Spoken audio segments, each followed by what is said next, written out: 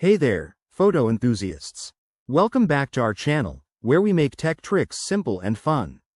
Today, we're tackling how to blur the background of a picture on Android in 2025. With Android's latest updates, blurring backgrounds has never been easier. It's perfect for creating that professional, bokeh effect right from your phone. Whether you're sprucing up your Instagram posts or just experimenting with edits, this quick guide will have you set in no time. Let's jump right in. First things first, grab your Android device and open the Google Photos app. It's usually pre-installed and super user-friendly. Select the photo you want to edit from your library. Once it's open, tap the edit icon, which looks like a pencil at the bottom of the screen. In the editing tools, scroll until you find the Tools or Effects section. Here, look for the Blur option.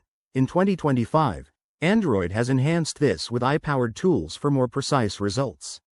Now, for the fun part, adjust the blur intensity. Use the slider to set how much you want the background to fade out, focusing on your subject.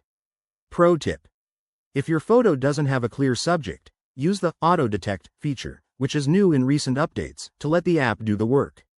Once you're happy with the preview, hit Save Copy to keep the original intact. This way, you can always go back if needed. After saving, your blurred photo is ready to share.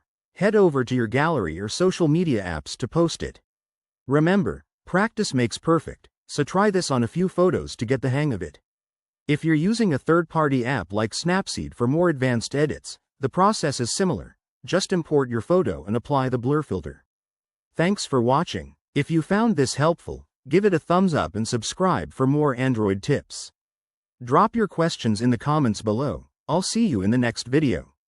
Stay creative.